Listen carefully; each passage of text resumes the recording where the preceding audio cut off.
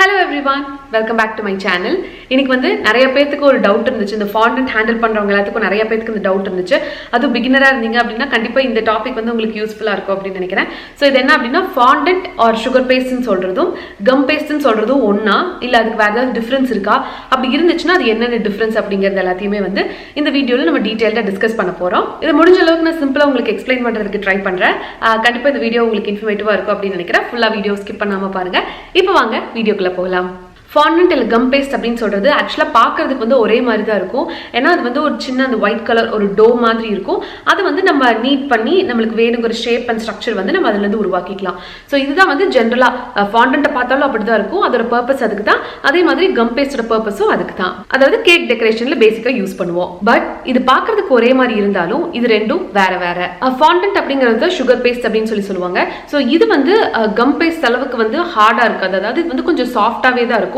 சீக்கிரம் வந்து இது ஹார்ட் ஆகாது. இந்த ஃபாண்டன்ட்டை நம்ம கேக்க கவர் பண்றதுக்கு யூஸ் பண்ணலாம். நிறைய ஃபிகரின்ஸ் எல்லாம் டிஃபரெண்ட் ஃபிகரின்ஸ் செய்யறதுக்கு யூஸ் பண்ணிக்கலாம். அண்ட் நீங்க நிறைய கலர்ஸ் ஆட் பண்ணி இதை நீங்க உங்களுக்கு வேணுங்கிற மாதிரி கஸ்டமைஸ் பண்ணிக்கலாம். ஆனா இது வந்து ஹார்டா வந்து ட்ரை ஆகாது. கொஞ்சம் சாஃப்டாவே தான் இருக்கும். பட் வேறஸ் கம் பேஸ்ட் அப்படின்னு பாத்தீங்கன்னா பார்க்கிறதுக்கு ஃபாண்டன்ட் மாதிரி தான் இருக்கும். ஆனா இது வந்து சீக்கிரம் ட்ரை ஆகி போயிடும். அதாவது ட்ரை ஆச்சுன்னா அது நல்லா ஹார்ட் ஆயிரும். சோ இந்த கம் பேஸ்ட் வந்து மோஸ்டா எதுக்கு யூஸ் பண்ணுவாங்க அப்படின்னு பாத்தீங்கன்னா இந்த ஃப்ளவர்ஸ் எல்லாம் செய்வாங்கல்ல. சோ அந்த ஃப்ளவர்ஸ் எல்லாம் ரோல் அவுட் பண்ணி செய்யறப்போ அந்த ஃப்ளவர்ஸ் ஸ்டேபிளா ஹார்டா இருக்கணுங்கிறதுக்காக மோஸ்டா அதுக்கெல்லாம் கம் பேஸ்ட் தான் யூஸ் பண்ணுவாங்க.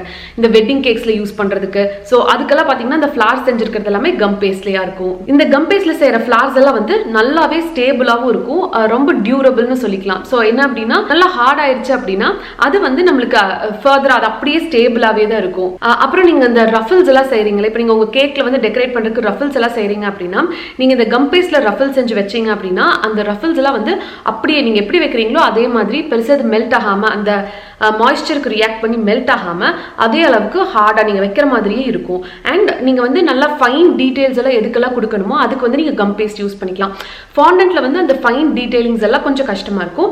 ஏன்னா நம்ம தின்னா ரோல் பண்ணோம் அப்படின்னா ஃபாண்டன்ட் வந்து பிரேக் ஆயிரும். ஆனா நீங்க கம் பேஸ்ட்ல பொறுத்த வரைக்கும் நீங்க நல்லா ஃபைனா ரொம்ப அந்த இன்ட்ரிகேட் டீடைல்ஸ் கூட வந்து நம்ம இந்த கம் பேஸ்ட் யூஸ் பண்ணி செஞ்சுக்கலாம். இந்த கம் பேஸ்ட்ல வந்து இருக்கிற கான்ஸ் என்ன அப்படின்னு பாத்தீங்கன்னா இந்த கம் பேஸ்ட்டை வந்து சாப்பிட மாட்டாங்க. யூஸ்வலா வந்து இந்த ஃபிளவர்ஸ் எல்லாம் செய்யறாங்கல்ல. சோ நம்ம ஃபாண்டன்ட்ல இருக்கிறதெல்லாம் சாப்பிடலாம், எடிபிள் தான். ஆனா இந்த கம் பேஸ்ட்ல இருக்கிறத மோஸ்டா சாப்பிட மாட்டாங்க. ஏன்னா அது வந்து அவ்வளோ ஹார்ட் ஆயிருங்கிறதுனால அது சாப்பிட முடியாது. அப்புறம் இதை வந்து கேக் கவர் பண்றதுக்கெல்லாம் யூஸ் பண்ணிக்க மாட்டாங்க. வேற ஃபாண்டன்ட்டை தான் வந்து கேக் கவர் பண்றதுக்கு யூஸ் பண்ணுவாங்க.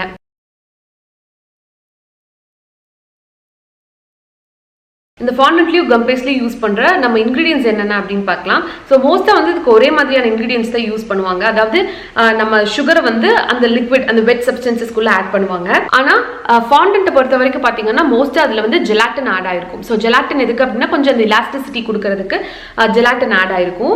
வேற நீங்க கம் பேஸ்ட்ல பாத்தீங்க அப்படின்னா கம் டெக்ஸ் பவுடர்னு ஒன்று ஆட் பண்ணுவாங்க. ஸோ இது எதுக்கு அப்படின்னா அந்த ஹார்ட்னஸ் அண்ட் ஸ்டெபிலிட்டி கொடுக்கறதுக்காக நம்ம கம் பேஸ்ட்ல வந்து இதை ஆட் பண்ணுவாங்க கம் டெக்ஸ் பவுடர். இந்த கம் டெக்ஸ் பவுடர் அப்படிங்கிறது வந்து நிறைய பேர்ல அதாவது இது வந்து பேசிக்கா ஒரு கம் தான். சோ நம்ம சிஎம்சி டைலோஸ் பவுடர்ல யூஸ் பண்றோம்ல. சோ அந்த மாதிரி இது வந்து ஒரு நேச்சுரல் கம் டெக்ஸ் அப்படிங்கிறது. சோ நம்ம பேசிக்கா என்ன பண்ணிக்கலாம் அப்படின்னா நம்ம ஃபாண்டன்ட் நல்லா ஸ்டேபிளா ஹார்டா வேணுங்கிறதுக்காக கொஞ்சமா நம்ம டைலோஸ் பவுடரோ சிஎம்சியோ இல்ல இந்த கம் டெக்ஸ் பவுடரோ ஏதோ ஒன்று வந்து கொஞ்சமா ஃபாண்டன்ட்ல ஆட் பண்ணிட்டோம் அப்படின்னா நம்மளுக்கு வந்து அது கிட்டத்தட்ட கம் பேஸ்ட் மாதிரி ஒர்க் ஆகும். அதாவது ஸ்டேபிளா இருக்கும். ஸோ ஆக்சுவலாக பேசிக்காக பார்த்தீங்க அப்படின்னா இந்த ஃபாண்டன்ட் இருக்குல்ல. ஸோ ஃபாண்டன்ட் வந்து ரிலேட்டிவ்லி இன்எக்ஸ்பென்சிவ் நம்ம கம் பேஸ்ட் தாண்டறதுக்கு. அதனால தான் மோஸ்ட்டாக வந்து யாரும் கம் பேஸ்ட்டை வந்து ஒரு இதுக்கு ப்ரிஃபர் பண்ண மாட்டாங்க. நீங்கள் வந்து அதனால தான் ஃபாண்டன்ட் கூட வந்து நம்ம டைலோஸ் பவுடரோ கொஞ்சமாக டைலோஸ் பவுடரோ இல்லை சிஎம்சியோ நம்ம ஆட் பண்ணிக்கிறோம். கொஞ்சம் வந்து அதோட காஸ்ட்டை கட் டவுன் பண்ணுங்கிறதுக்காக. மோஸ்ட்டாக நம்ம ஃபாண்டன்ட் கூட டைலோஸ் பவுடர் ஆட் பண்ணோம் அப்படின்னாலே நமக்கு வந்து ஒரு அளவுக்கு டீசென்டான ஃப்ளவர்ஸ் ஒரு நல்ல ஃபிகரின்ஸ் எல்லாம் செஞ்சு எடுக்க முடியும். உங்களுக்கு சும்மா ஒரு காஸ்ட் ஐடியா ஒரு ரெஃபரன்ஸ் கொடுக்கணும் அப்படின்னா ஒரு கிலோ ஃபாண்டன்ட் வந்து கிட்டத்தட்ட அப்ராக்சிமேட்டா 500 rupees வந்துச்சு அப்படின்னா ஒரு கிலோ கம் பேஸ்ட் வந்து கிட்டத்தட்ட டபுள் இருக்கும். 900 rupees பக்கம் இருக்கும் அதோட ரேட், கம் பேஸ்டோட ரேட். ஸோ அதனால தான் மோஸ்ட் ஆஃப் ஹோம் பேக்கர்ஸ் ஒரு பேக்கர்ஸ் வந்து கம் பேஸ்ட் ப்ரிஃபர் பண்ணாம நம்ம ஃபாண்டன்ட்லேயே டைலோஸ் பவுடர் ஆட் பண்ணி யூஸ் பண்றதுக்கான ரீசன் இதுதான். நான் வந்து மோஸ்டா என்னோட எல்லா டெக்கரேஷன் ஒர்க்குக்கும் ஃபாண்டன்ட் தான் யூஸ் பண்றேன்.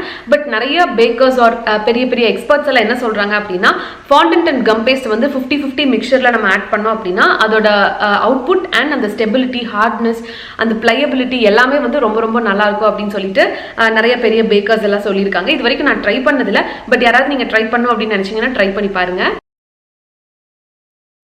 ஸோ பேசிக்காக இது ரெண்டையும் ஸ்டோர் பண்ணுறதுங்கிறது வந்து ரொம்ப ஈஸி தான். ரெண்டையும் கிட்டத்தட்ட ஒரே மாதிரி தான்.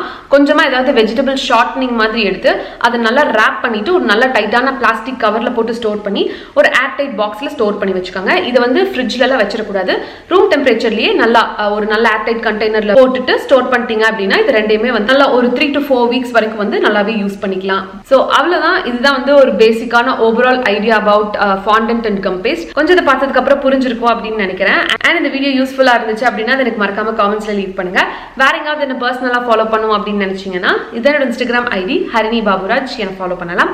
நான் உங்களை இன்னொரு வீடியோல இன்னொரு இன்ட்ரெஸ்டிங்கான கண்டென்ட்டோட மீட் பண்றேன். அது வரைக்கும் பாய்.